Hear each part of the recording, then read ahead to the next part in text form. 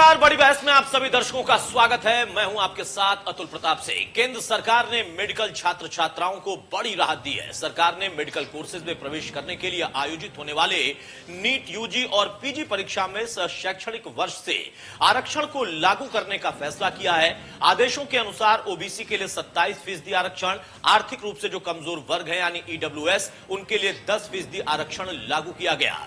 अखिल भारतीय कोटा के तहत इस आरक्षण से लगभग 5,500 छात्रों को लाभ होने की संभावना है। इसके तहत सभी मेडिकल, डेंटल कोर्स भी इस आरक्षण के दायरे में रहेंगे।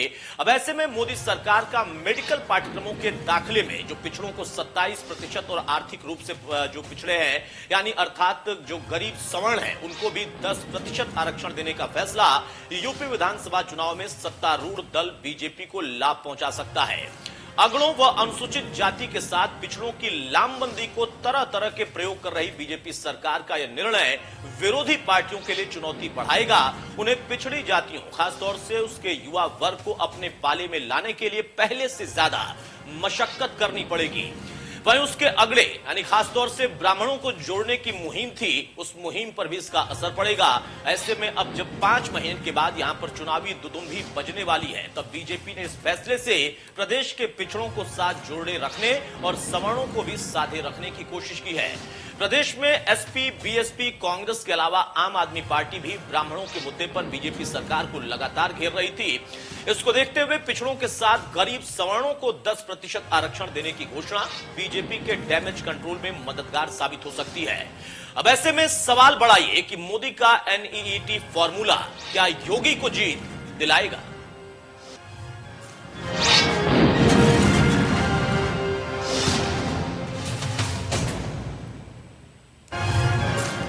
तो चुनाव के पहले इस फॉर्मूले के बाद अब लगातार इसको लेकर जो तमाम पार्टियां हैं, उनके जो नेता हैं, उनकी तरफ से प्रतिक्रियाएं आनी भी शुरू हो गई हैं, क्योंकि एक बड़ा दांव बीजेपी ने खेला है। सरकार की तरफ से फैसला लिया गया और बाकी अन्य दलों को लगता है कि अगर यह काम कर गया तो उनके लिए मुश्किल बढ़ाएगा। प्रतिक्रियाएं क्या है, सुनिए। बहुत लंबे समय से इस बात की अपेक्षा की जा रही थी कि मेडिकल डिपार्टमेंट में जो चिकित्सा शिक्षा के विद्यार्थी हैं उनके बीच में कोटा लागू किया जाए। नरेंद्र मोदी सरकार ने सरकार बनने के बाद से कई ऐतिहासिक फैसले किए हैं, कई सुधारात्मक प्रक्रिया अपनाई है और उसमें एक बड़ा फैसला है कि मेडिकल शिक्षा से जुड़े हुए विद्यार्थियों में ओबीसी का कोटा जो 27% था उसको देने का काम किया है और ईडब्ल्यूएस के कैटेगरी में भी 10% का कोटा देने का काम किया है। मोदी जी ने कल आरक्षण की घोषणा ओबीसी समाज के लिए मेडिकल एंट्रेंस में की है। ये बहुत पहले कर देना चाहिए, क्योंकि 2015 से लेकर के 2020 तक के जो भी विद्यार्थी ओबीसी समाज के मेडिकल एंट्रेंस एग्जाम जिन लोगों ने दिया, उनका नुकसान हुआ। चुनाव साल में जो भी कर ले, सब जानते हैं चुनावी वायदा है या चुनावी हथकंडा है, इसका लाभ इनको नहीं मिलेगा। मैं कहना चाहती हूं पहले क्यों नहीं किया?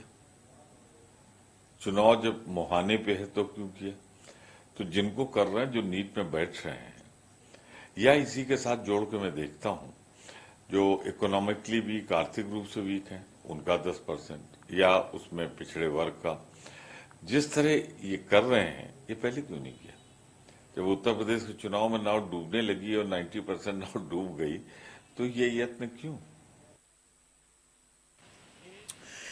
बहरहाल तो प्रतिक्रियाओं का दौर भी शुरू हो चुका है। आपने देखा किस तरीके से मौजूदा दौर में सरकार का यह फैसला बाकी अन्य दलों की मुश्किल बढ़ा रहा और ये उनकी बातों से ही दर्शा रहा है, यानी बातें ही बता रही हैं कि दरअसल उनके लिए इस वक्त में इस फैसले की काट ढूंढ पाना बहुत आसान नहीं होगा और शायद इसी वजह से वो कह रहे हैं कि फैसला तो अच्छा है लेकिन ये पहले किया जाना था। ये तो चुनावी दांव जैसा लगता है और अगर ये फैसला अच्छा है तो शायद इसका स्वागत होना चाहिए, लेकिन राजनीति में ऐसा नहीं होता है।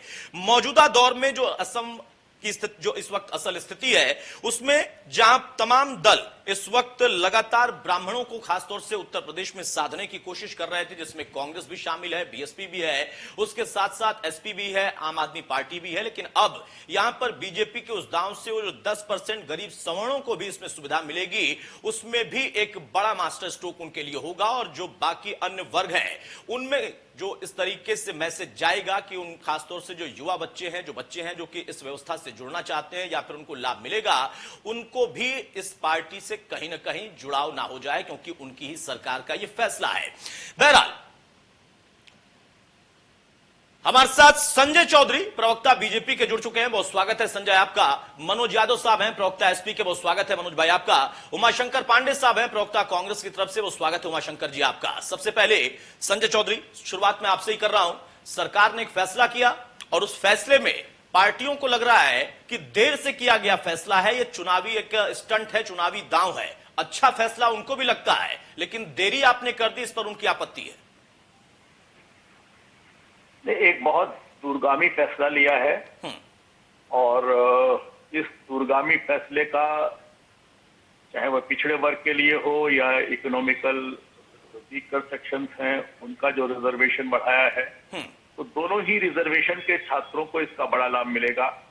और भारतीय जनता पार्टी की जिस प्रकार की नीति है कि सबका साथ, सबका विकास, सबका विश्वास, उसी आधार पर सभी जिनकी आवश्यकताएं थी उनकी पूर्ति करने के लिए रिजर्वेशन बढ़ाया गया है। और ये एक बहुत बड़ा कदम है, मील का पत्थर है और निश्चित रूप से देश के भविष्य के लिए एक बहुत बड़ा कदम साबित होगा। और इसको किसी राजनीतिक नजरिए से देखने के बजाय मुझको लगता है कि जो देश की प्रमुख आवाज है कि सभी का, चाहे वे किसी जाति के हो, पंथ के हो, चाहे वो किसी भी वर्ग के हों, उन सभी को एक साथ लेकर चलने की जो मूल भावना है, ये उसी का प्रकटीकरण है। एक बहुत बड़ा कदम है, यशस्वी कदम है और इसके सामाजिक, राजनीतिक, आर्थिक सारे परिणाम होंगे, वो परिणाम सामने आएंगे। लेकिन निश्चित रूप से भारत के इतिहास में और भारत की शैक्षिक जगत के इतिहास में एक बहुत दूरगामी कदम है। इसके बहुत ही सकारात्मक परिणाम सामने आए। उमाशंकर पांडे साहब, कांग्रेस तो हमेशा ही आरक्षण के पक्ष में रही है। अब अगर बच्चों के लिए आरक्षण की व्यवस्था की गई और हर एक वर्ग के लिए, उसमें गरीब सवर्ण भी होंगे और बाकी वर्ग भी होंगे, तो फिर दिक्कत क्या है? प्रमोद जी कह रहे हैं, प्रमोद तिवारी साहब कह रहे हैं कि इतनी देर में किया गया, चुनाव से ठीक पहले पर प्रोड्यूसर कंपनी गठित करने के लिए। चलिए, उमाशंकर जी तक मेरी आवाज शायद नहीं पहुंच पा रही है। मनोज भाई, अगर आप मुझे सुन पा रहे हो तो यही सवाल आपसे। मायावती भी तंज कस रही हैं, सपा भी अपनी बात रख रही है, कांग्रेस भी कह रही है कि फैसला तो अच्छा है लेकिन चुनाव से पहले लिया गया, देर से लिया गया। बहुत सारी चीजें चुनाव से पहले आप लोग भी घोषणा करते रहे सरकारों में रहकर, यहां तो भी चुनाव कम से कम 5-6 महीने के बाद की बात है। देखिए अतुल जी, ये फैसला बढ़िया है, लेकिन इसमें गाने की लाइन अगर मैं बोल दूं तो शायद ये सारी बात समझ आ जाएगी। तुम्ही ने दर्द दिया है, तुम ही दवा दे रहे हो। तो लाइनें थोड़ी सी मैंने अंतिम पंक्ति बदल दी। तुम्ही ने दर्द दिया है, तुम ही दवा दे रहे हो। जो 2015 में पिछड़ों के इस पूरे आरक्षण को खत्म किया गया एक फैसले के तहत कि इनको आरक्षण नहीं मिलना चाहिए इस सेगमेंट में, तो सरकार क्या कर रही थी? सरकार कोई यूपीए की, कांग्रेस की तो थी नहीं, मोदी जी की सरकार थी। 4 साल बीत गए और प्रतिवर्ष लगभग 4000 पद पिछड़ों के आरक्षण के इसमें जाते हैं। तो यानी कि लगभग 16,000 बच्चे पिछड़ों के तो पीछे रह गए। उनके लिए तो आपने कोई रास्ता बनाया नहीं, ना निकाला और ना कोई ऑप्शन उनको देने जा रहे हैं। तो 16,000 बच्चे जो डॉक्टर बनने की कगार पे थे, उनकी हकमारी मोदी सरकार ने कर ली। दिक्कत ये हुई कि अब समस्या जब वो बैकवर्ड वर्ग पूरी तरीके से देश में जागरूक हुआ, आपको याद होगा स्टालिन ने भी दक्षिण से मैसेज दिया, बिहार से भी तेजस्वी जी ने मैसेज दिया और उत्तर प्रदेश से अखिलेश जी ने मैसेज दिया और तमाम सारे राजनीतिक दल जो सामाजिक न्याय की लड़ाई लड़ते हैं, उन्होंने इस सरकार को चिताया।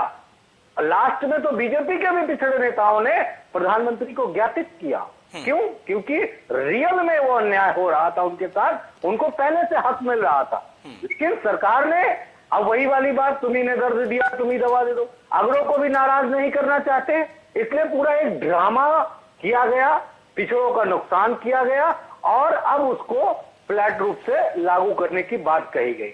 मैं धन्यवाद दूंगा कि आपने भले ही 4 साल बाद 5वें साल आपने इसको किया, लेकिन लोगों के दबाव में कर दिया। लेकिन इसका राजनीतिक लाभ लेने की अगर आप कोशिश करेंगे तो जनता पूरी तरीके से जान जाएगी, तुम्हें किसी तरीके की कोई संशय नहीं रह जाएगी। मैं एक बात करता हूं, मोदी सरकार ने लेटरल एंट्री के जरिए सबसे ज्यादा भर्तियां अपनी सरकार के दौरान की।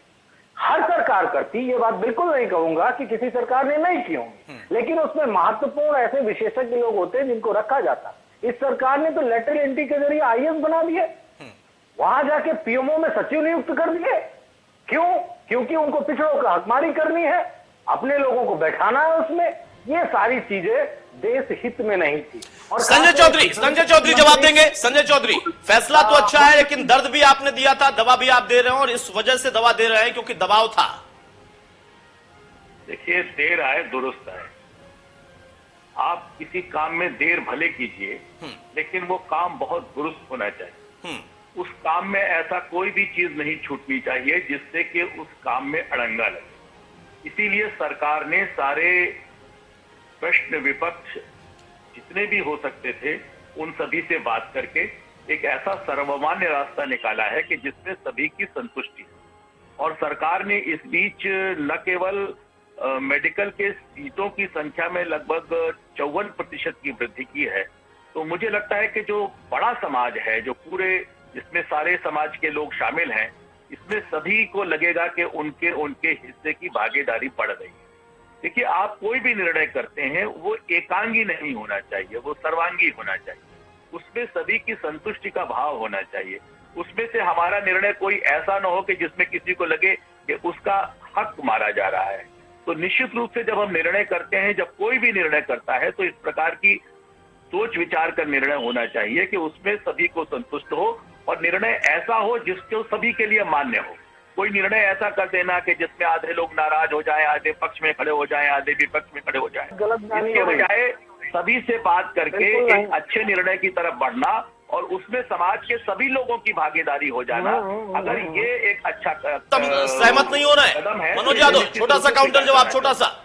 देखिए, अभी जो केस माननीय सुप्रीम कोर्ट में चल रहा है वो केस का फैसला नहीं हुआ, पहली बात एक। और धर्मेंद्र प्रधान जैसे शिक्षा मंत्री बनते हैं वैसे उन्होंने उस फैसले को दरकिनार करते हुए उन्होंने लागू कर दिया कि ओबीसी को आरक्षण नहीं मिलेगा। उनका आदेश पारित है, जो मंत्री हैं कैबिनेट के।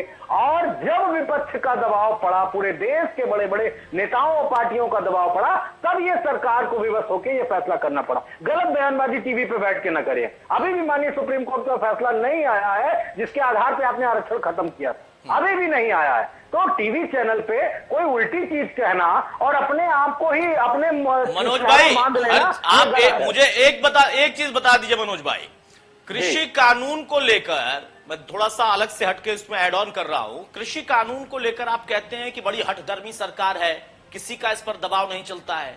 यहां पर आपको दबाव दिख गया कैसे?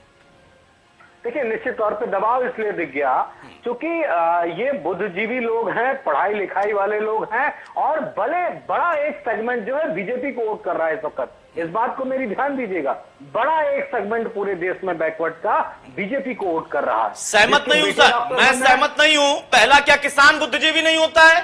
बिना बुद्धिजीवी हुए वो इस वक्त आंदोलन कर रहा है। और दूसरा, किसान भी एक बड़ा बीजेपी का समर्थक रहा, तभी वो 2 बार सत्ता में है। नहीं, आप दोनों बातें कहेंगे वो नहीं समझ में आएंगे ना मनोज भाई। संजय चौधरी छोटा सा जवाब, फिर मैं उमाशंकर जी के पास जाऊं। और मनोज मिश्रा भी हमारे साथ वरिष्ठ पत्रकार जुड़ गए। मनोज यादव का तर्क है कि दबाव में हुआ है। संजय चौधरी अपने आप में कंट्राडिक्टरी बात कह रहे हैं। एक तो ये कह रहे हैं कि आपने बहुत देर से किया, दूसरा ये कह रहे हैं कि सुप्रीम कोर्ट के डिसीजन के आने के पहले कर दिया। जब व्यक्ति अपने आप में विरोधाभासी बयान देता है तो वो स्वयं में फंसता है। देखिए, हमने आगे अब नहीं, सुप्रीम कोर्ट का फैसला अब ये कह रहे हैं कि चुनाव के पहले कर रहे हैं। जो भी निर्णय है इसी सेशन से लागू होने वाला है। उमाशंकर पांडे जी को चर्चा में ला रहा हूं। उमाशंकर पांडे जी, दोनों लोग शांत हो जाइए। मनोज यादव और संजय चौधरी साहब शांत हो जाइए। उमाशंकर पांडे साहब, कांग्रेस भी यही कह रही है कि फैसला अच्छा है, लेकिन क्यों इस वक्त लिया गया? टाइमिंग को लेकर आपकी आपत्ति है? फैसला अच्छा है, दबाव में लिया गया जैसा मनोज भाई बता रहे हैं, तो अच्छा तो हुआ ना कम से कम उस वर्ग के लिए, उन तमाम बच्चों के लिए जिसमें सवर्ण भी हैं, बाकी भी हैं। ठीक बात है अतुल जी। देखिए, मैं एक आपको लेटर दिखाना चाहूंगा। ये आदरणीय सोनिया गांधी जी ने 3 जुलाई 2020 को माननीय प्रधानमंत्री जी को लिखा था, जिसमें उन्होंने बहुत स्पष्ट तरीके से कहा था कि आप 93rd कॉन्स्टिट्यूशनल अमेंडमेंट को डिनाई नहीं कर सकते हैं, जिसके तहत ओबीसी छात्रों को आरक्षण दिया जाना सुनिश्चित किया गया था। इसलिए आप तत्काल आरक्षण लागू करिए मेडिकल संस्थानों में। अब आप इसके जरा पीछे जाइए। 2007 में कांग्रेस पार्टी की सरकार थी और हमने ओबीसी को as per the guideline given by honourable supreme court हमने 27% ओबीसी आरक्षण को मेडिकल संस्थानों में जो केंद्रीय सरकार के अंतर्गत आते थे उनमें लागू किया गया था। 2007 में राज्य सरकारों में लागू किया जाना था और इसके बाद वो राज्य सरकारों की जिम्मेदारी थी कि वो ओबीसी, एससी, एसटी छात्रों, अभ्यर्थियों को आरक्षण दें। 2013 में ध्यान दीजिएगा क्रोनोलॉजी पर, 2013 में नीट की व्यवस्था लागू की गई जिसके तहत ऑल इंडिया स्तर पर पहली बार मेडिकल के एग्जाम्स हुए। सीबीएसई के एग्जाम्स होते थे इसके पहले, राज्यवार जैसे उत्तर प्रदेश में combined pre medical test CPMT होता था, ऐसे राज्य अपने अपने मेडिकल टेस्ट कंडक्ट कराते थे। जब नीट की व्यवस्था हुई 2013 में 14 में मोदी जी की सरकार बनी थी, इनकी जिम्मेदारी थी कि नीट में आरक्षण व्यवस्था जो 93rd अमेंडमेंट के तहत थी वो इनको उपलब्ध कराते। लेकिन इस सरकार ने उसको उपलब्ध नहीं कराया, जिसके कारण 11,000 ओबीसी अभ्यर्थियों को मेडिकल इंस्टीट्यूशन में पढ़ने से रोका गया। मैं शब्द प्रयोग कर रहा हूं अतुल जी, रोका गया। अगर इसको लागू किया जाता तो इतने बड़ी तादाद में ओबीसी अभ्यर्थियों को सामाजिक न्याय मिल पाता और वो विकास की मुख्य दौड़ में शामिल हो पाते।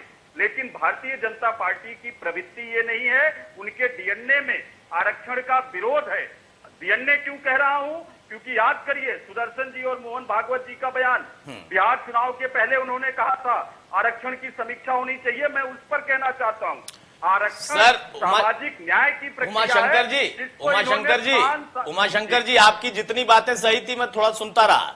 अब जब आप कह रहे हैं ना कि सुदर्शन जी और मोहन भागवत जी का बयान याद करिए, उस बयान का नुकसान उनको पॉलिटिकली हुआ, वो उनकी अपना विषय है, लेकिन समीक्षा होने के लिए और रिवीजन करने के लिए जिसने संविधान लिखा है उन्होंने ही कहा है। बाबा साहब ने भी कहा था कि समय समय पर इसका रिवीजन होना चाहिए मौजूदा परिस्थितियां देखकर। उसके लिए किसी और दल के लिए या किसी और संगठन के लिए या फिर किसी नेता के लिए ये कहने की जरूरत नहीं है। फिर भी उस पर आगे चर्चा होती है, बहुत सारी बातें अलग है। ये तो बाबा साहब ने कहा है कि ये जो लिख दिया गया है वो अक्षरशः नहीं है। समय अंतराल पर इसको आगे आपको देखना पड़ेगा, रिवाइज करना पड़ेगा। कुछ चीजों को किया गया, कुछ चीजों पर जैसे ही आप जाते हैं तो वहां पर जाति आ जाती है, धर्म आ जाता है, तमाम तरह की बातें आ जाती हैं। बहरहाल संजय चौधरी साहब, उमाशंकर जी का जितना कहना था उसमें एक बात बहुत इंपॉर्टेंट है कि व्यवस्था कांग्रेस ने अपने गवर्नमेंट में रहते हुए देने की कोशिश की थी, कुछ और भी व्यवस्थाएं थी, आपने रोक लगाई, वहीं भाई मनोज कह रहे थे, उसके बाद अब आप दे रहे हैं। और यहां जब आप ये कर रहे हैं तो ये सीधे चुनाव से लिंकअप हो रहा है, मंशा आपकी वो दिख रही है। चुनाव तो उत्तर प्रदेश का अभी बहुत दूर है, ये निर्णय केंद्र का है। केंद्र में चुनाव की अभी कहीं दूर दूर तक कोई बात नहीं है। भारतीय जनता पार्टी जो भी कोई निर्णय लेती है उसको केवल चुनाव से जोड़ दिया जाता है। तो मुझे लगता है कि यह कोई उत्तर प्रदेश सरकार का निर्णय नहीं है, केंद्र सरकार का निर्णय है। केंद्र सरकार और जो ये बात कर रहे हैं इसमें ये विपक्ष के दल प्रदर्शन कर रहे थे, कभी पंचायत को लेकर, कभी प्रदर्शन कर रहे थे ब्राह्मणों को लेकर, कभी प्रदर्शन कर रहे थे किसानों को लेकर। लेकिन इस मुद्दे पर लेकर तो इन्होंने कोई प्रदर्शन नहीं किया, कोई अपना वो नहीं दिया, केवल रस्म अदायगी कर रहे थे। लेकिन इस प्रकरण का हल जिस प्रकार से माननीय नरेंद्र मोदी जी ने निकाला है और एक दूरगामी निर्णय दिया है, निश्चित रूप से बहुत बड़ा कदम है। इसे राजनीतिक चश्मे से नहीं देखना चाहिए। संजय जी, सोनिया गांधी ने चिट्ठी लिखी थी तब जाकर ये हुआ है, ये कहना उमाशंकर जी का। देखिए चिट्ठी तो सुबह से शाम तक विपक्ष के दल के नेता अपने एसी रूम में बैठकर लगातार चिट्ठियां ही तो लिख रहे हैं और क्या कर रहे हैं। कोई जमीन पर तो कोई काम कर नहीं रहे हैं, केवल चिट्ठी लिख देना, केवल चिट्ठी लिख देना किसी विषय पर कोई बात नहीं है। आज अगर इनको ये लग रहा था तो संसद में इस मुद्दे को इनको उठाना चाहिए था कि नहीं उठाना चाहिए था। संसद में तो मुद्दा उठाएंगे नहीं, संसद में जाएंगे नहीं, जनता के मुद्दों को लेकर लेकर बहस नहीं करेंगे, और सरकार कोई निर्णय कर देगी तो कहेंगे कि ये साहब हम केवल हमारे कारण हो गया, हम विरोध कर रहे थे। आ रहा हूं मनोज भाई, आ रहा हूं मनोज भाई, आ रहा हूं आपके पास आऊंगा। अभी पहले जरा एक मनोज मिश्रा जी से सरकार कमेंट का ले। निर्णय ऐसा कुछ नहीं है कि जो उत्तर प्रदेश को लिया गया है, एक बड़ा निर्णय है, सामाजिक। ठीक है, ये देश के लिए है, उत्तर और प्रदेश के लिए नहीं, देश के लिए। मनोज मिश्रा जी, यहाँ पर सारी पार्टियां स्वागत तो कर रही हैं, क्योंकि स्वागत नहीं करेंगी तो दिक्कत हो जाएगी, उन्हें पता है। लेकिन वो कह रही है हमारा हिस्से का जो क्रेडिट है वो हमें दे दो। कांग्रेस को भी चाहिए, सपा को भी चाहिए, क्योंकि सबने कहा था और दबाव बहुत ज्यादा था, और उस वर्ग का, उस समाज का, वो चाहे गरीब सवर्ण हो या फिर ओबीसी हो, एससी हो, उन सबका एक दबाव था। ये बात एहसास में थी सरकार के, इस वजह से फैसला हुआ। अतुल जी, चलिए मजे की बात यह है कि तीनों पार्टी के प्रवक्ता अपना पक्ष रखते हुए कम से कम इस बात से सहमत तो हैं कि जो भी हुआ ठीक हुआ, और हमारे लड़ाई स्ट्रगल के साथ हुआ। हाँ। चाहे वो कांग्रेस के प्रवक्ता हो, चाहे मनोज भाई समाजवादी पार्टी को हो, और बहुत बड़ा दिल करके नियत संगत फैसला किया। संजय जी का ऐसा कहना है। संजय जी, लेकिन आप देखिए उमा शंकर जी एक कहने से नहीं बाज आ रहे हैं कि 90s के दौर में जब ये चीजें लागू होनी थी तो कौन पक्ष में था, कौन विपक्ष था, ये बात उमा शंकर जी बखूबी बताने की कोशिश कर रहे हैं। लेकिन आपने सीटें बढ़ाई, स्वागत है। और बिहार का उस बयान को जो जिक्र किया उमा शंकर जी ने, मैं उसको जरूर लेना चाहूंगा। दरअसल अतुल भाई क्या है कि बाबा साहब ने जब इसको लागू किया था या जब इस कानून को बनाया था तो उनका एक मानना था कि इस पर रिवीजन के, इस पर समीक्षा की जरूरत है। बिल्कुल। मुझे नहीं लगता कि 70 साल बाद भी कोई भी पार्टी चाहे जितनी बड़ी बहुमत में आ जाए इसके रिवीजन के लिए, इसकी समीक्षा पे हाथ नहीं देना चाहती है। छूना नहीं चाहते थे, उस विषय को छूना नहीं चाहते थे, सीधा अगर कहें तो। अतुल जी, दरअसल देखा जाए तो 90s के दौर में जब एक बहुत बड़ा आंदोलन चला जिसमें बीपी सिंह, मुलायम सिंह जी, लालू यादव, बहुत क्षेत्रीय दल के छत्रपों के नेता तैयार हुए, और कई का बार ये प्रदेशों में इस पर राजनीति भी किए, इनकी सरकारें भी बनी।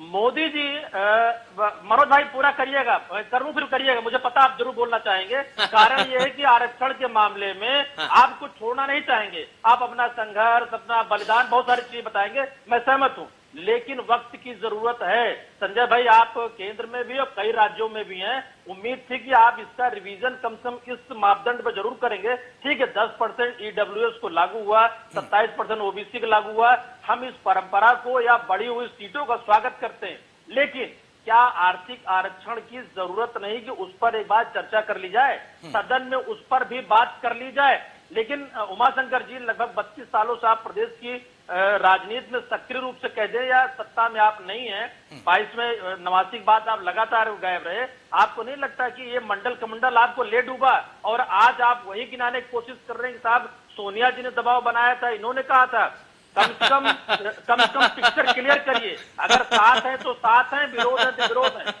जी अतुल जी। उमाशंकर जी कुछ कह रहे हैं आप? आ रहा हूं मनोज भाई। बिल्कुल अतुल जी, देखिए कांग्रेस पार्टी की जो आइडियोलॉजी है वो बिल्कुल स्पष्ट रही है। मनोज जी बड़े पत्रकार है, मैं सम्मान करता हूँ। लगातार कांग्रेस पार्टी की आइडियोलॉजी में कभी कोई कंफ्यूजन नहीं रहा है। हमने SC/ST आरक्षण को लागू किया क्योंकि हमारा मानना था कि समाज के गरीब तबके को विकास की मुख्य धारा में लाना जरूरी है। ओबीसी आरक्षण पर भी हमने समर्थन किया क्योंकि हमें पता था कि जो पिछड़ी जातियां हैं उनको देश की मुख्य धारा में लाना जरूरी है। और जब मोदी सरकार ने इसको डिनायल किया और ये कॉन्स्टिट्यूशन से पारित हुआ था, लोकसभा में बहस के बाद पारित हुआ था, कोई ये सड़क पे नहीं पारित हुआ था। अभी मैं भाजपा के प्रवक्ता को सुन रहा था, वो पहले कह रहे थे कि इसको हमने देर से लागू किया, देर आए दुरुस्त आए, देर आए दुरुस्त आए जैसी प्रणाली नहीं होती है। जो चीजें कॉन्स्टिट्यूशनल अमेंडमेंट के द्वारा मिली हुई है उसको लागू करना चाहिए। समीक्षा की जहां तक बात है, अतुल जी भी कह रहे थे, समीक्षा होनी चाहिए। बाबा साहब ने कॉन्स्टिट्यूशन में इसकी व्यवस्था कर रखी है। उमाशंकर जी किया क्यों नहीं, यही तो मनोज जी पूछ रहे थे। आप तो इतने लंबे समय तक सत्ता में थे ना, किया क्यों नहीं? आप कह रहे हैं कि नहीं इन्होंने ये बयान दिया, उन्होंने बाबा साहब ने खुद कहा था भाई कि समय जैसे जैसे आगे बढ़ेगा उसमें कई वर्ग जिनके लिए आज व्यवस्था दी जा रही है उनको लाभ मिलेगा, लेकिन किसी और वर्ग को हो सकता है कि उस वक्त में और लाभ की जरूरत हो या वो कमजोर हो रहे होंगे आर्थिक तौर पे। तो उस आर्थिक तौर पे आपने कब सोचा, वो आर्थिक आरक्षण की बात कब सोची आपने? यही तो मनोज मिश्रा पूछ रहे थे। अतुल भाई 10 वर्ष का एक्सटेंशन हो जाता, पता नहीं चलता किसी को। आप मेरी बात आजने दीजिए। जो मनोज जी कह रहे थे मैं उसी का जवाब दे रहा हूं। देखिए, हमने आरएसएस की बात उठाई कि उन्होंने इसकी समीक्षा की बात की। और आपने कहा समीक्षा होती नहीं। अतुल जी, एक चीज तो स्पष्ट तौर पर आप जान लीजिए कि बाबा साहब ने कॉन्स्टिट्यूशन में लिखा है कि अगर रिजर्वेशन 10 साल में उसको रिव्यू नहीं किया जाएगा, रिव्यू करके फिर से लागू नहीं किया जाएगा, तो वो स्वतः समाप्त माना जाएगा। इसलिए आप अच्छी तरीके से जान लीजिए कि पार्लियामेंट में हर 10 साल के बाद रिजर्वेशन का रिव्यू होता है। प्लीज ये आप करेक्ट कर लीजिए। उमाशंकर जी, आप मुझे करेक्ट कर रहे हैं, आप मुझे करेक्ट कर रहे हैं, लेकिन वो हर 10 साल में रिवीजन होके उसमें निकला क्या जा रहा है, ये आप करेक्ट कर दीजिए। मनोज मिश्रा जी, कोई मोहन भागवत, कोई सुदर्शन अलग उसको पार्लियामेंट के बाहर बगैर किसी संवैधानिक पद पे रह के कहते हैं तो वो पॉलिटिकल एजेंडा के तहत आएगा।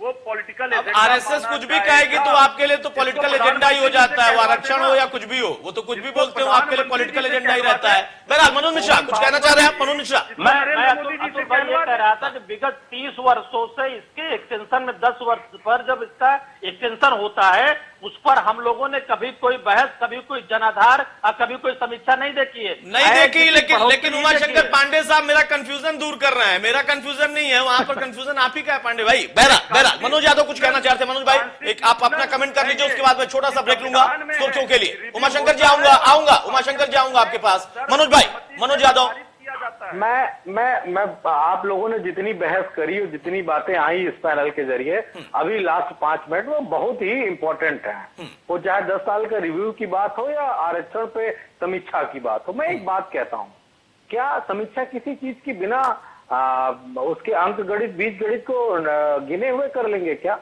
लगातार बीजेपी के नेता राजनाथ सिंह जी ने कहा कि हम पिछड़ों की जाति गणना करवाएंगे। तमाम सारे नेताओं ने कहा। क्या आप 10 साल में जाति गणना करा के बता देते हैं कि अमुक वर्ग से इतने लोगों को सरकारी नौकरियां प्राप्त हो गई हैं, हर सेगमेंट में इतना उनका आरक्षण है, वो मिल गया है? अगर मिल गया है तो निश्चित तौर पे आरक्षण की समीक्षा होनी चाहिए। मैं कह रहा हूं, आप एक पिछड़ा कह रहा है, लेकिन क्या कोई रिपोर्ट है? कोई रिपोर्ट आपने जाति गणना कराई? किसी राजनीतिक दल ने कराई? और जब कराई गई 2011 में तो वो रिपोर्ट क्यों दबाए बैठे हैं लोग? मैं तो पूछ रहा हूं, वो रिपोर्ट क्यों दबाए बैठे लोग? बता दो सबकी संख्या कितनी है, कौन कितना है। हम पे आरोप लगता है कि हम पिछड़ों का आरक्षण खा लेते हैं, यादवों पे आरोप लगता है। बता दो कितने यादव है, कितने किसका हम आरक्षण खा रहे, सब सामने रखो ना।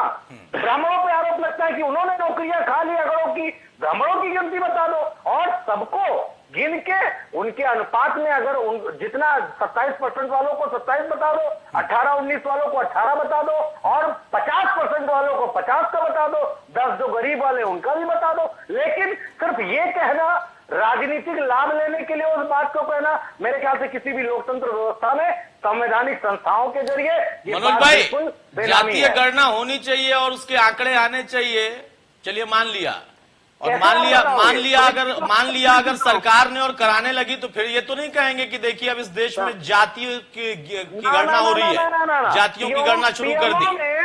एक सेकेंड सर, मैं बड़े मैंने देखिए बहुत आपकी बात पूरी सुन के फिर मैंने पूछा ना, फिर तो ये आपकी पार्टी नहीं कहेगी ना कि बताइए अब इस देश में जातियों के हिसाब से बांटा जा रहा है, देखिए गिनती हो रही है उनकी। अरे अनुरोध के साथ, पीएमओ में 27% आरक्षण मौजूदा स्थिति में है अथवा नहीं है? बताओ ना, वहां पे पीएमओ में कितने अधिकारी बैकवर्ड के बैठे हैं? How much? संजय जी इसका आप जवाब दीजिएगा। ये सवाल जो पूछा है मनोज यादव ने, इसका आप जवाब दीजिएगा, लेकिन उसके पहले एक छोटा सा ब्रेक लूंगा, सुर्खियों के साथ जल्द आते हैं।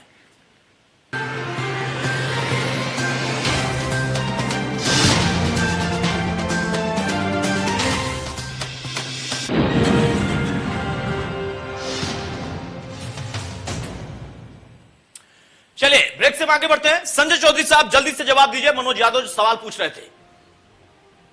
देखिए, मनोज यादव जी का जो सवाल है वो उनके बेसिक स्कूल ऑफ थॉट और हमारे बेसिक स्कूल ऑफ थॉट में बेसिक डिफरेंस करता है। भारतीय जनता पार्टी जब निर्णय करती है तो उस निर्णय करने में हमेशा इस बात का ध्यान रखती है कि इसमें किसी को ये न लगे कि उसका कोई हिस्सा मारा जा रहा है। सभी निर्णय ऐसे हो जिसमें सभी को संतुष्टि का भाव हो। आप 2014 का मैं थोड़ा 1-1.5 मिनट का मैं समय लूंगा। बोलिए बिल्कुल बोलिए। 2014 में 54,348 सीट थी, 2020 में आज 84,649 सीट एमबीबीएस। पीजी की सीट जो 2014 में 30,191 थी, वो 2020 में 54,275 थी। एक ऐसा निर्णय आया जिसमें किसी को यह नहीं लग रहा है कि उसके हिस्से से छीन कर किसी को दिया जा रहा है। एक फलक को बढ़ाया जा रहा है, सीट्स को बढ़ाकर, नंबर्स को बढ़ाकर एक ऐसा वातावरण के साथ इस निर्णय को लाया जा रहा है जिसमें अधिकतम लोगों की अधिकतम संतुष्टि के साथ समाज की एकाग्रता बनी रहे। देखिए, आपके राजनीतिक निर्णय राजनीतिक हो सकते हैं, लेकिन उसका जो सामाजिक प्रभाव पड़ता है, उस सामाजिक प्रभाव को भी आपको संतुलित करना होगा। और भारतीय जनता पार्टी ने इस बड़े निर्णय को करने के साथ साथ संपूर्ण समाज को एक पॉजिटिव डायरेक्शन को देने का भी काम किया है। ठीक है। और यही निर्णय, क्योंकि राजनीतिक निर्णय आप ले सकते हैं, लेकिन उस राजनीतिक निर्णय का जातिगत नुकसान देश काफी भुगत चुका है, लेकिन सभी की संतुष्टि हो, सभी पॉजिटिव डायरेक्शन में हो और इसका समाज को लाभ मिले, देश को लाभ मिले और लोगों को भी लगे कि उनकी शंकाओं का समाधान हो रहा है। संजय जी, आपकी बात सही हो सकती है, लेकिन मनोज यादव का जो सवाल था, उनको पीएमओ का भी आंकड़ा जानना है।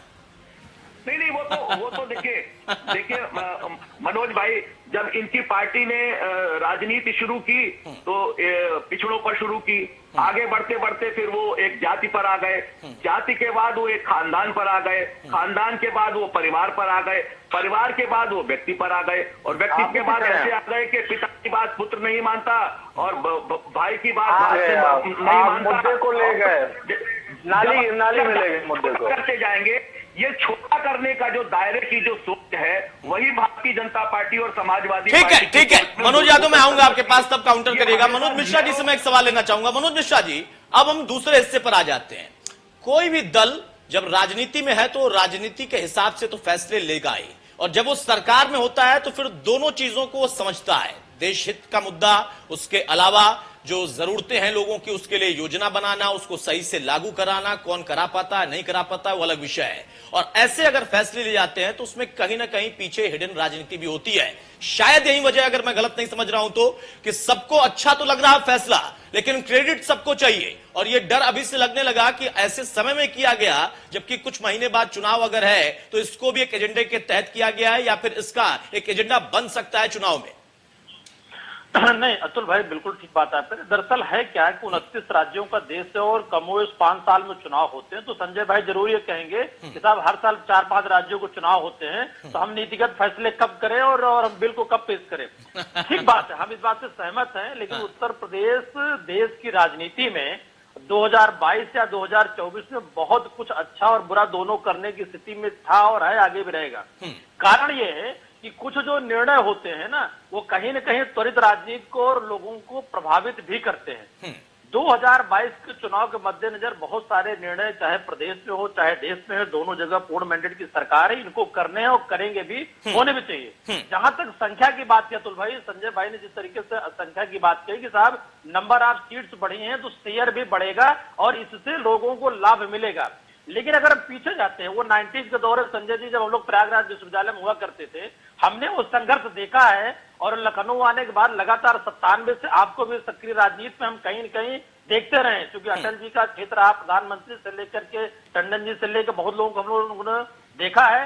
लेकिन इस फैसले का जो असर है, इस पर अतुल भाई देखिए सहमति सबकी है, चाहे वो धुर विरोधी या लागू करने की बात कर ले, समाजवादी पार्टी हो, कांग्रेस हो, बहुजन समाज पार्टी हो, ये सारे लोग भारतीय जनता पार्टी पर कहीं न कहीं इसका आरोप इसलिए मढ़ेंगे क्योंकि अंततः चुनावी लाभ का दृश्य और नुकसान लोगों को दिखता।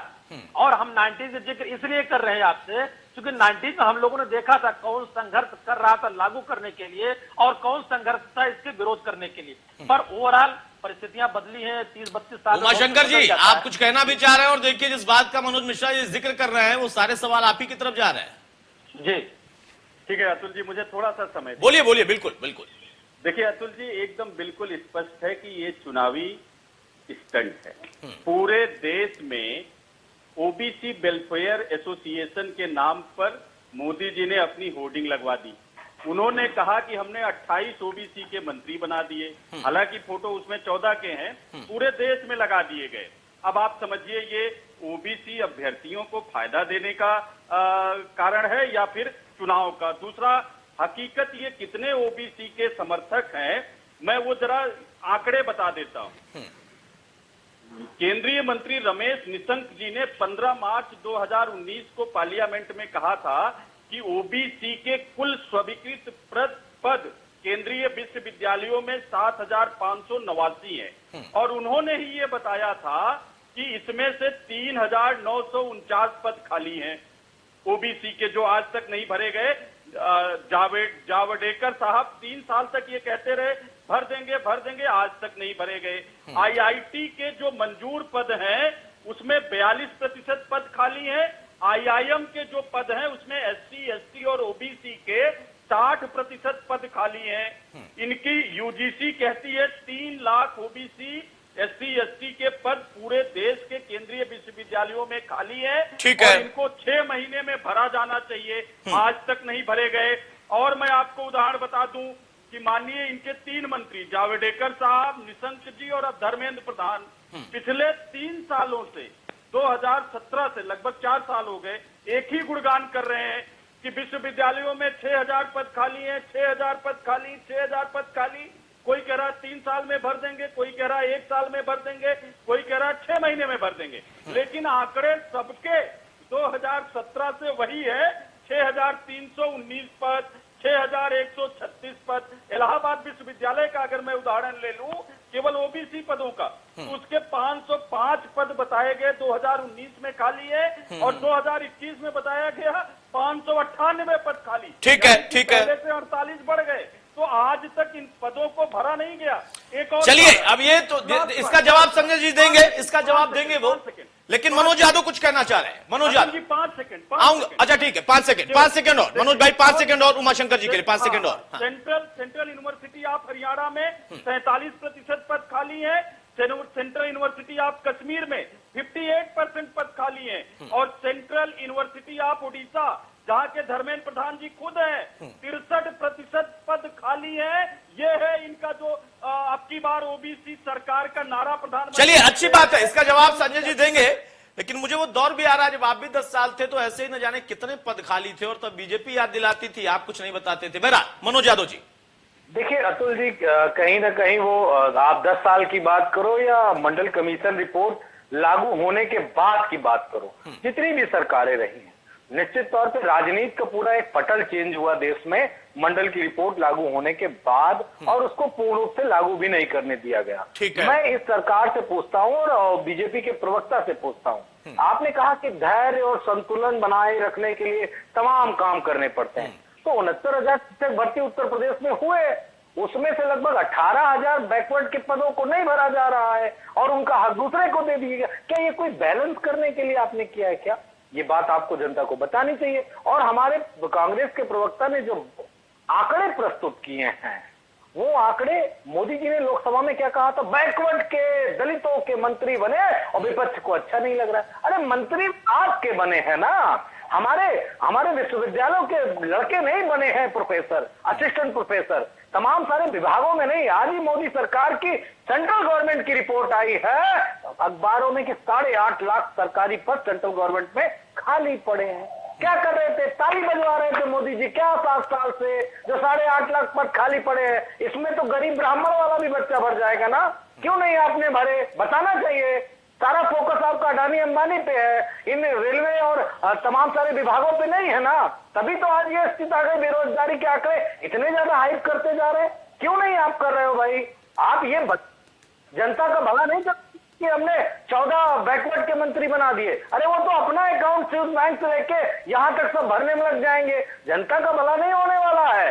और फिर बैकवर्ड तो सबसे बड़ा प्रधानमंत्री बैठा है, फिर क्यों नहीं है 8.5 लाख अब तक पद भरे गए? फिर क्यों नहीं है विश्वविद्यालय में इतनी दिक्कतें जो हो रही थी, इतने पद खाली पड़े बैकवर्ड के, क्यों मोदी जी ने नहीं किया? बताइए संजय चौधरी, बच्चों के लिए संख्या तो आपने बढ़ा दी संतुलन बिठाने के लिए कि कोई नाराज ना हो, लेकिन मनोज भाई का और उमाशंकर भाई का यही पूछना है कि बहुत सारे पद खाली हैं और उसी वर्ग के खाली हैं, तो उसका ख्याल भी तो आप ही को रखना है। वहां पर क्या आप ऐसा नहीं कर सकते? और मुझे लगता है कि जब आपसे कहते हैं कि कोई भी आपका कदम चुनावी होता है, तो हो सकता है अगर वो कदम आप उठा लें तो भी इनको चुनावी लगे, लेकिन मास्टर स्ट्रोक होगा आपका।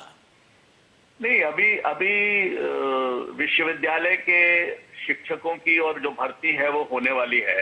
आप देखेंगे जैसे उसका निर्णय आएगा और उसके परिणाम घोषित होंगे तो ये फिर कहेंगे कि हमने निर्णय इसलिए कर दिया क्योंकि हम आने वाले चुनाव को देख रहे हैं। सबसे बड़ी बात है कि जैसे पिछली बारों की सरकार थी, आपने देखा होगा, लोग विज्ञापन निकलता था, लोग बोरे में पैसे लेके भर के ले जाते थे, एक जगह जमा कराते थे, रिजल्ट निकल जाता था। एक ही जाति के लोग, एक ही क्षेत्र के लोग, सारे के सारे लोग चाहे वो आयोग हो, विश्वविद्यालय हो, चाहे वो सहकारिता विभाग हो, उसमें ऐसे ही रिक्रूटमेंट होते थे। भारतीय जनता पार्टी ने उन व्यवस्थाओं को ठीक किया है, इसीलिए उन व्यवस्थाओं को ठीक होने के कारण जो परिणाम निकल रहे हैं उस पर कोई भी अंगुली नहीं उठा रहा है। एक निर्णय केवल पारदर्शिता के आधार पर और भ्रष्टाचार से मुक्त निर्णय होता है। इसीलिए जो लोग भी नौकरी में आ रहे हैं वो सर्वश्रेष्ठता के आधार पर आ रहे हैं, हमने व्यवस्था को बदला है, ऐसी व्यवस्था को लाते हैं। आपके निर्णय जब होते थे तो आयोग के बाहर प्रदर्शन करने वालों की कतारें लग जाती थी। इस प्रकार जो निर्णय हो रहे हैं, आपकी सरकार में निर्णय होने के बाद लोग कोर्ट में दौड़ जाया करते थे।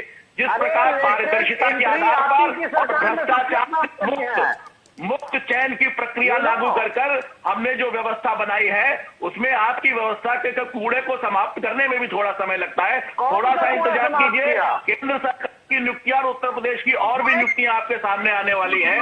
थोड़ा सा कीजिए और अपने जो आपके सरकार के चुनाव के लिए वो हो रहा है उसके स्वागत के लिए हम तैयार हैं। योगी आदित्यनाथ का बयान है कि उत्तर प्रदेश में तो काबिल लड़के ही नहीं, तो हम भर्ती कहां कर लें। अब बयान तो बहुत सारे होते हैं ना, बयान तो बहुत सारे होते हैं मनोज भाई।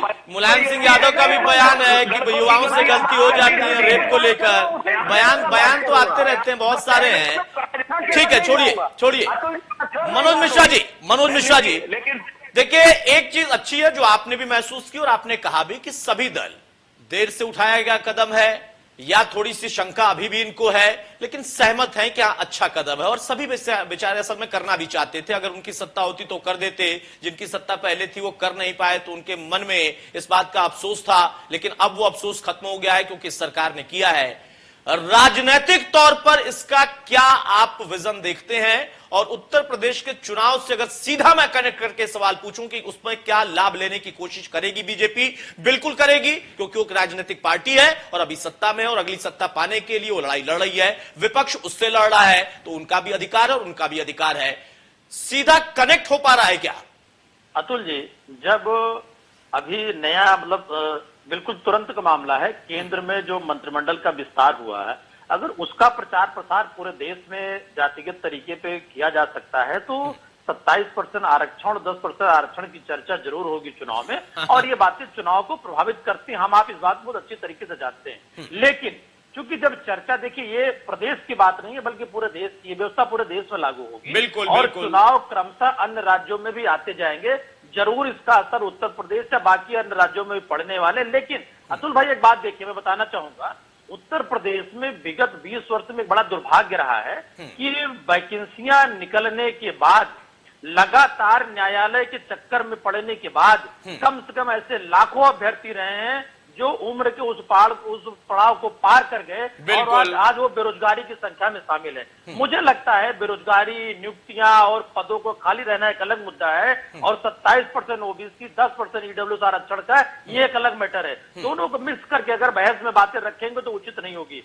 इस व्यवस्था का, संजय जी मैं जरूर इस बात को कहना चाहूंगा क्योंकि चीजें बदलती हैं। 10 साल तक यूपीए सरकार थी, पुनः 14 बाद आप रिपीट हुए हैं और संख्या बल के आधार पर बहुत सारी चीजें नई हो रही हैं, चाहे मेडिकल इंस्टीट्यूट बनने की बात हो या बाकी चीजों पे।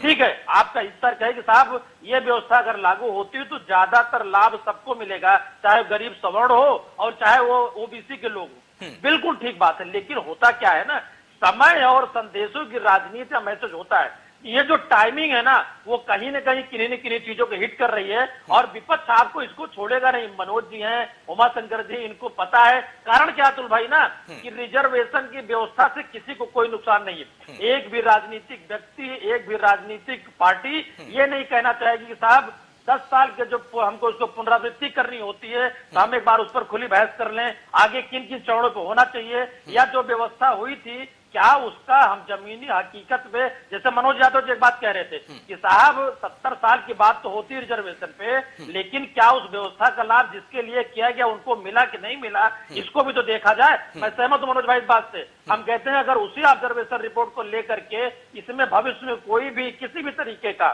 कोई सुझाव हो, कोई सुधार हो, मुझे लगता है ज्यादा बेहतर होगा। और मौजूदा स्थिति में लोग बिल्कुल सही बात, बिल्कुल सही बात। उमाशंकर पांडे साहब, फाइनल कमेंट आपका, कुछ बोलना विचार थे आप? जी जी, देखिए अतुल जी, आपने एक प्रश्न उठाया, मैं उसको कह रहा हूं, कांग्रेस पार्टी की आइडियोलॉजी है, रिपीट कर रहा हूं, कि जो भी समाज में देश में पिछड़े हैं उनको विकास की मुख्य धारा में लाना सभी राजनीतिक दलों की जिम्मेदारी है। वो अंत्योदय से सर्वोदय की हमारी आइडियोलॉजी जो है, जो समाज के सबसे निचले पायदान पर है उसको भी विकास की मुख्य धारा में लाना हमारी और सभी राजनीतिक दलों की जिम्मेदारी है। जब 2007 में हमने ओबीसी आरक्षण को लागू किया था 27%, तब हमने इस बात का ध्यान रखा था कि जो सवर्णों के छात्र अभ्यर्थी हैं उनको कोई नुकसान नहीं पहुंचना चाहिए।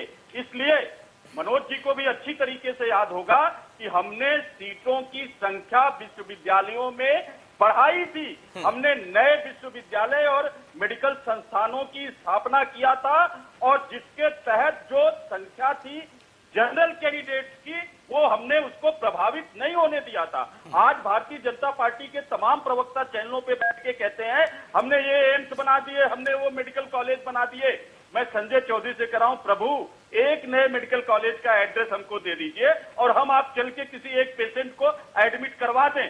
हकीकत यह है अतुल जी, कोरोना काल में तड़प कर ऑक्सीजन और बेड से मरते हुए लोगों को चौखट पे, गाड़ियों में, घरों में हम लोगों ने देखा है। हम लोगों ने देखा है कि कैसे एक एक टैबलेट के लिए लोग तड़प तड़प के मर गए, और ये कहते हमने 6 एम्स बना दिए, हमने 27। ठीक है, कोरोना काल उस पर बहुत चर्चा कर चुके हैं और आगे भी होती रहेंगी। बहरहाल संजय जी जल्दी से जवाब देंगे, फाइनल कमेंट आपका। नहीं, अभी कांग्रेस के मेरे मित्र कह रहे थे, इनकी बात से तो ऐसा लगता है कि इन्होंने बना के खड़े कर दिए थे, हमने उनके शटर डाउन कर दिए। हाँ, वो मोदी जी ऐसा कर दिया क्या? ये जो व्यवस्था मिली है, ये जो व्यवस्था मिली है वो आप ही की दी हुई है, किसी और की दी हुई नहीं है। ये जो देश का गर्त है ये आप ही का दिया है, ऐसा नहीं है। ऐसा नहीं है कि हम उन व्यवस्था की बेहतरी के लिए क्या कर सकते हैं, कितना कर रहे हैं, ये कोरोना में भी पूरे देश ने देखा है। यूपी का मॉडल देश ने देखा है, आपके महाराष्ट्र के मॉडल से उसकी तुलना हो रही है। तो ऐसा नहीं है, आपके कहने से नहीं होगा। देखिए, कंपेयर तो तथ्यों के आधार पर ही होगा उमाशंकर जी। जो तथ्य हैं, आज उत्तर प्रदेश की स्थिति और महाराष्ट्र की स्थिति से कंपेयर कर लेंगे तो आपको भी लगेगा कि आप ही प्रश्नों के घेरे में हैं। इसलिए जो अव्यवस्थाएं हैं, जो आपने जो किया है वो ही सामने है। ठीक है मनोज भाई जल्दी से बहुत क्लोजिंग कमेंट आपका शार्प मनोज भाई। ठीक है संजय जी आऊंगा। मनोज भाई, समाज में एकता बनी रहे। बात आपके चैनल के माध्यम से रख दूं, चाहे इस मुहावरे से बिल्कुल स्पष्ट हो जाएगा जनता को भी। अगर हम अपनी मलाई की रक्षा के लिए जिम्मेदारी किसी बिल्ली को दे देंगे तो कितनी देर वो मलाई हमारी रह पाएगी, इस बात को मेरे ख्याल से सुनने वाले लोग समझ गए होंगे। ठीक है, अब ये बात तो बीजेपी भी कह देगी ना, ये तो समाजवादी पार्टी ने कहा है, बीजेपी भी कह देगी कि बिल्ली कौन है ये भी जनता बता दे। मनोज भाई ये जनता पे छोड़ते हैं, मनोज भाई ये जनता पे छोड़ते हैं भाई, जनता पे छोड़ते हैं, वो तय करें कि बिल्ली कौन है, वो जनता पर ही छोड़ते हैं। वो आप लोगों का और हमारा विषय नहीं, वो जनता का विषय है, जनता पर छोड़ते हैं, वो तय करे बिल्ली कौन है। बहरहाल बहुत शुक्रिया मनोज यादव आपका, संजय भाई आपका, उमाशंकर जी आपका और मनोज मिश्रा जी आपका भी। तो मौजूदा दौर में एक लंबे समय की जो मांग थी उसको सरकार ने पूरा किया है।